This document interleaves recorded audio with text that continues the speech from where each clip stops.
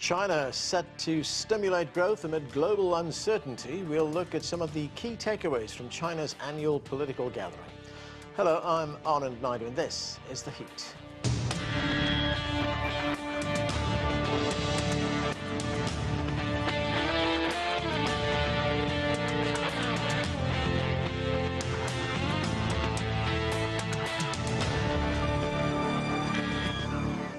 Nearly 3,000 delegates gathered in Beijing's Great Hall of the People for the conclusion of the third session of the 14th National People's Congress. Collectively known as Two Sessions, the NPC is China's top legislature, usually meeting each spring alongside the country's main political advisory body, the Chinese People's Political Consultative Conference. CGTN's Huang Fei takes a look at some of this year's key goals and highlights. Nearly 3,000 lawmakers and senior officials gathered at the Great Hall of the People, celebrating a year of policy achievements and setting the tone for the future. Deputies passed a resolution on the government work report and approved amendments to the deputies law. They also endorsed the 2025 central budget as well as work reports from the country's top legislative and judicial bodies. 大会期间，代表们肩负党和人民的重托。 During the sessions, deputies diligently fulfilled their constitutional and legal duties, aligning with the party central committee's key decisions and the people's aspirations. 经历了务实高效的民主实践。 This year, lawmakers submitted a total of 269 proposals to improve legislation and oversight and made more than 8,000 suggestions. Many of them aim to promote stronger laws in strategic, emerging industries and foreign trade. 今年 是“十四五”规划收官之年。 As the 14th five-year plan concludes, pressing tasks in reform, development, and stability remain. We must stay confident, work hard, and execute tasks with precision to lay a strong foundation for the 15th five-year plan. 良好开局，打牢基础。 China has set a 5% growth target for the third year in a row. Officials pledge to step up fiscal support, boost consumer spending, and encourage private businesses and future industries. The session comes as trade tensions with the U.S. remain high. But with detailed plans to tackle challenges in trade, jobs, and real estate, lawmakers say they're confident about China's path forward. Our economy remains large, and we're confident in our industries. Emerging sectors like AI and new energy are fueling future growth. As legal professionals, we supported the private sector and contributed to a law-based, market-driven, and international business environment. This year's two sessions introduced new catchphrases into the government work report, from embodied AI to patient capital and childcare subsidies. This reflects China's push for a tech-driven economy while addressing everyday concerns. How these policies translate into action will be key as China embarks on a brand new five-year plan next year. Huang Fei, CGTN, Beijing. There is much to talk about. Let's get to our panel. Xu Xiang is the Assistant Director of the International Monetary Institute. Vicky Price is an international economist and business consultant. Also with us is Zoon Ahmed Khan.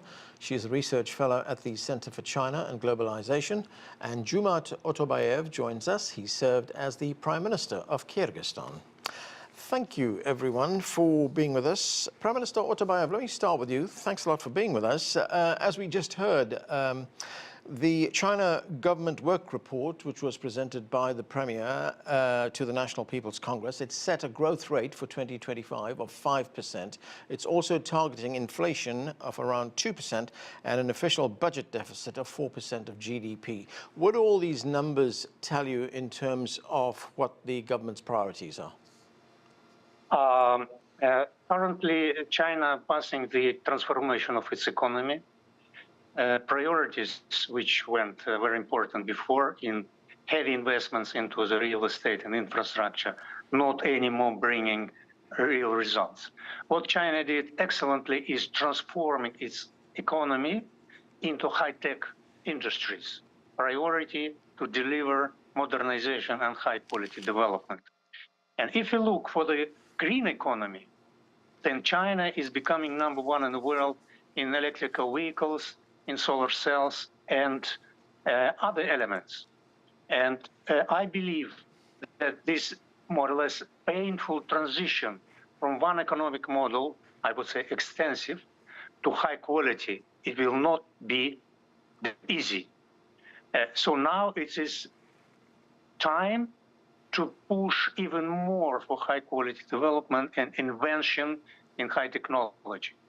And I would say that government and private sector working together in order to achieve that goal.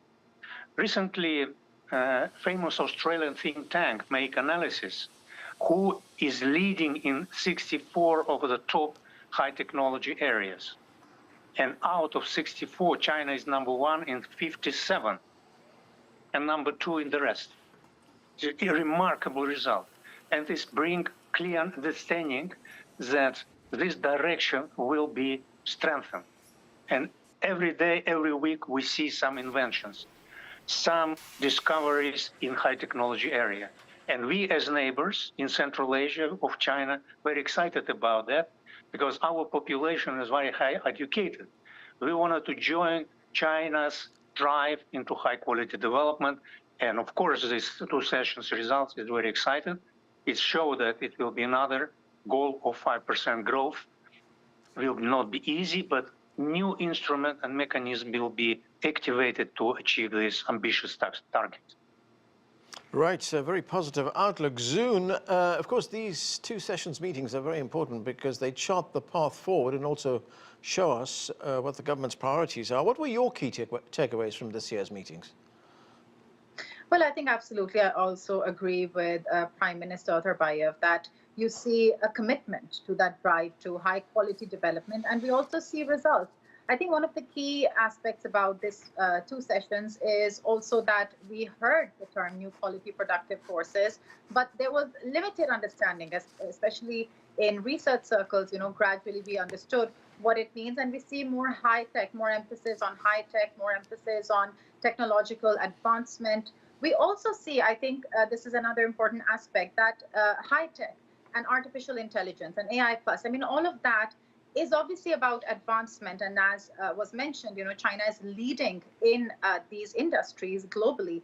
But the posture, the position, the priority is again to solve real world problems, to gear these, to channelize these high-tech industries in addressing real challenges, which means, better employment, better quality services, also helping many developing countries. Again, that remains a key priority for China, to keep itself engaged in this transition towards high quality productivity and technological advancement and leadership. China is still thinking about how can we further expand our partnership and collaboration with the world at large and also developing countries. So these two sessions, exhibit obviously a commitment to the goals that were marked last year, a commitment to global engagement, interaction, and also a commitment to a Chinese way of doing things, but one that is receptive of changing realities. So as we talk about, broader goals about China's technological advancement and investing in research and development,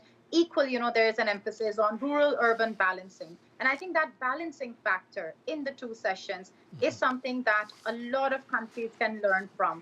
We need to think about, high achievements, but at the same time, we need to think about what are the ordinary people achieving from these advancements. And that is something, again, which is quite commendable this year.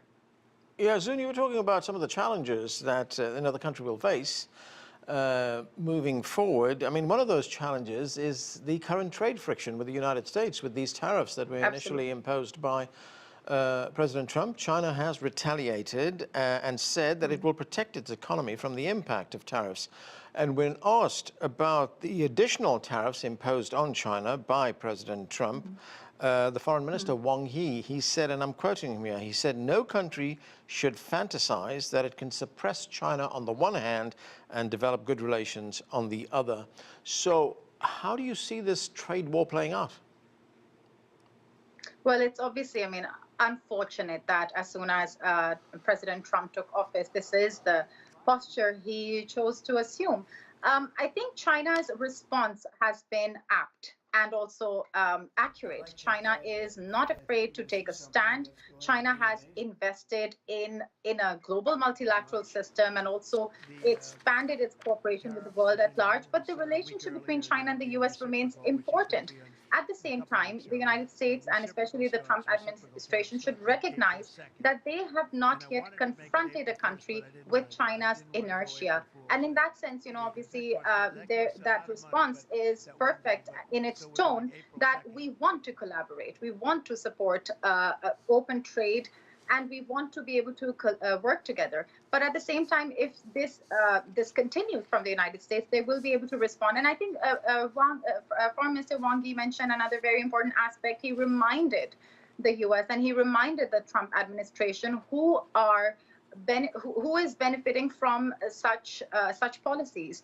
Has the trade deficit improved? Have the economic conditions of ordinary Americans improved by assuming hostility? So it's difficult to understand, what exactly the next months will look like. But what is clear is that China is not afraid to respond, and at the same time, China has very clearly, through example, through its track record, and by the foreign minister's own press conference, made it clear that China is not only willing but perfectly, is looking forward to working with the world. So in that sense, I think if there will be short-term disadvantages and obviously challenges, I think China is preparing itself to be better prepared. And at the same time, I think the world is looking towards China for stability in the global order.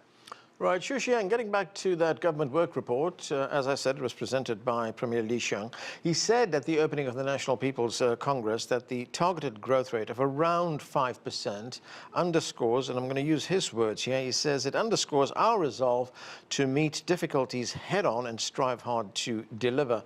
One of the big things that was talked about at these meetings this year was artificial intelligence. It was certainly a hot topic, and some have called the plan adopted by the NPC as China transforming the country into a technical powerhouse.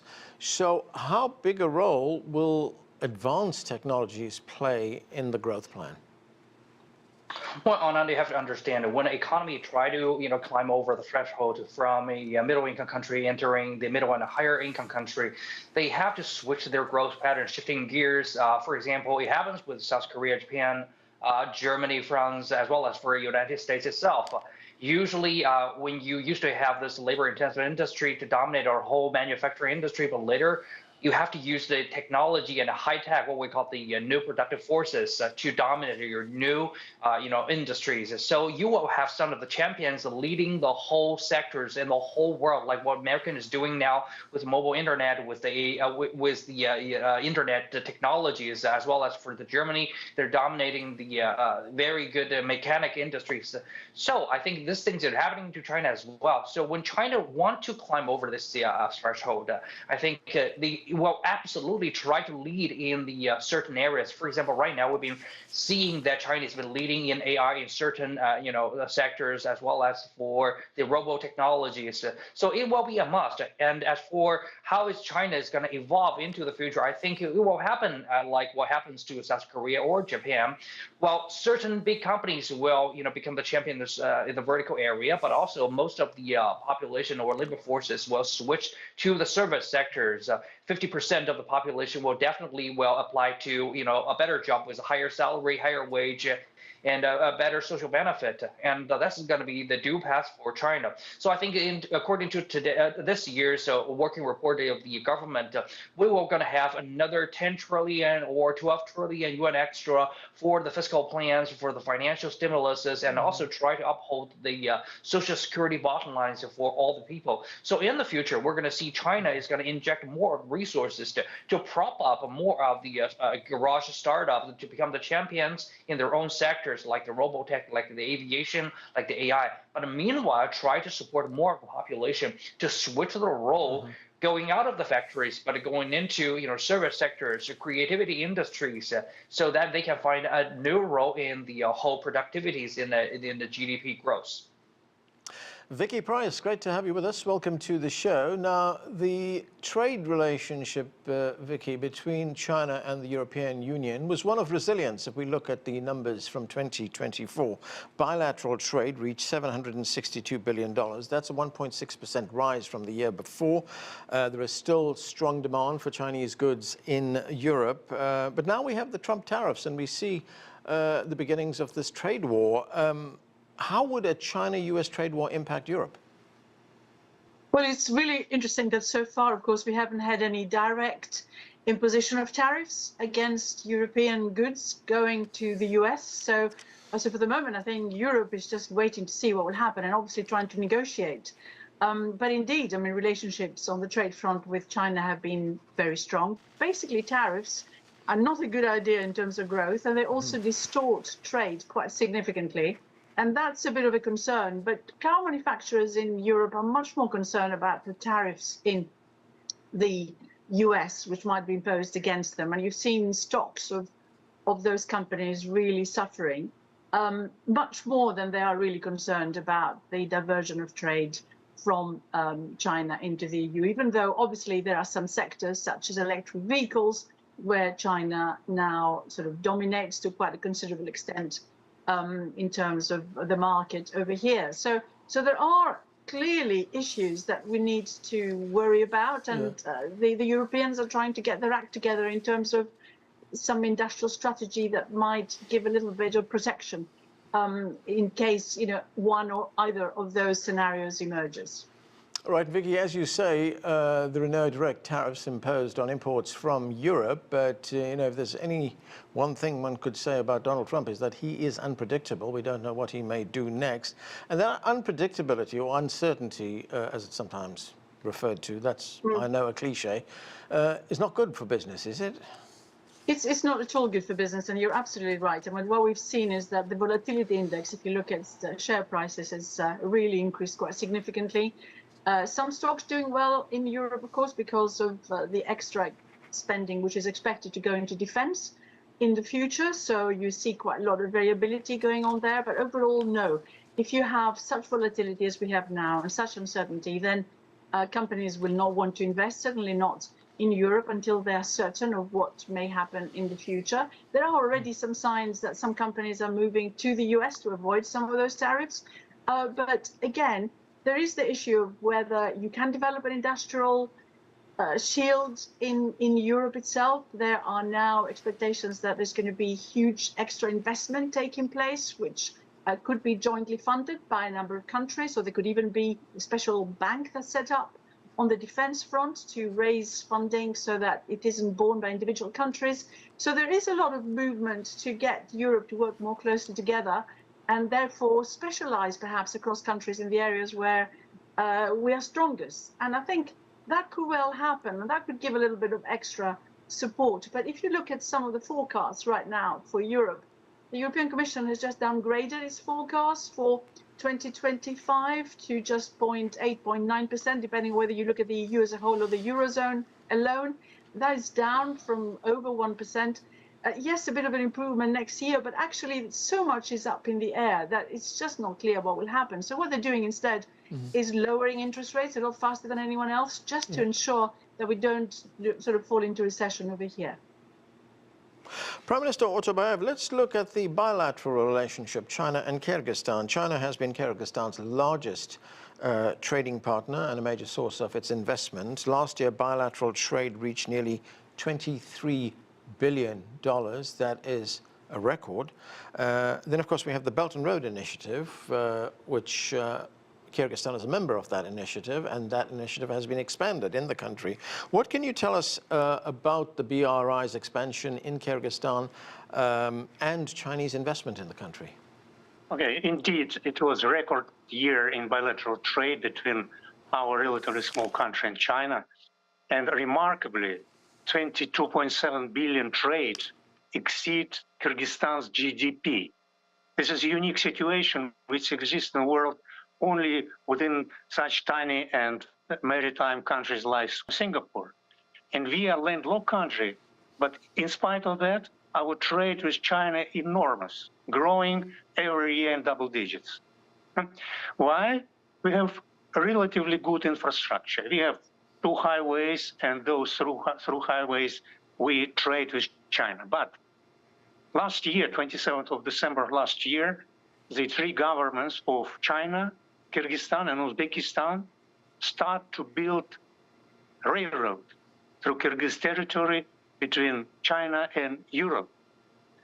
This will be the shortest railroad distance between China and Europe, shortens the shortest one for another 900 kilometers, and it will bring enormous benefits, trade for all countries which, let's say, situated along the new Silk Road. It's Central Asia, Caspian Sea, so-called Middle Corridor, then South Caucasus, Turkey, further to Europe. Already now, the train from Xi'an to Duisburg reach final destination in about 12 days. It will be even shorter. And this railroad delivery between China and Europe booming every year, growing with double digits. And we're looking forward for construction of really unique high-speed railway through our territory, which is mountainous country. And to my knowledge, it only something like 311 kilometers will be built of railroad in our territory, but it will be 81 bridge and 41 tunnels. Incredible. Zoon, one of the other big developments at the 2 sessions meetings was the focus on education. We heard President Xi saying that the country's education system needs to change to meet the demands for talent in technology. What are some of the changes that are being envisaged? Well, I mean, there's obviously the focus on high research and development, bringing in new programs that are focused on, critical thinking, problem solving. The focus on, obviously, high-tech education is also quite impressive.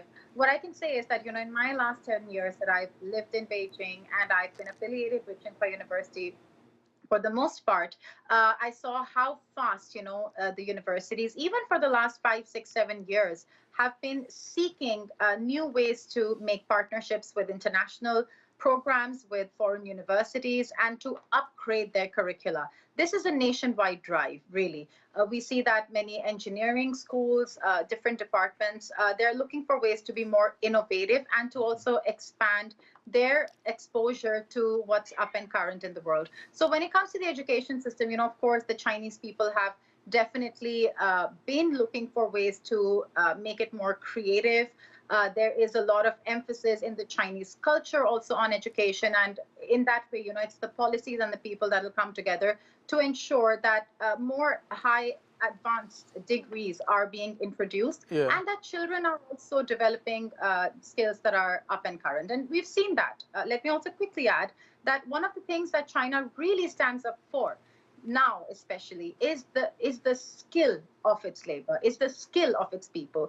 And there's a big debate in Chinese media and policy circles how in different parts of the country, it's not only the top universities, but young people from unexpected universities and education backgrounds are creating platforms and technologies which are being recognized in the world. So that aspect of, that high quality aspect or new productive forces, it also transcends into how education is approached. Xuxiang, I've just got a few minutes left. I want to talk about artificial intelligence, AI, and the role it will play in China in the year ahead. We did see earlier this year that there was the startup DeepSeek, which unveiled its platform, and it sort of sent shockwaves around the world because it was produced at a fraction of the cost that it's costing, similar companies and models here in the United States, for instance. So what kind of impact do you see AI having on China's economy?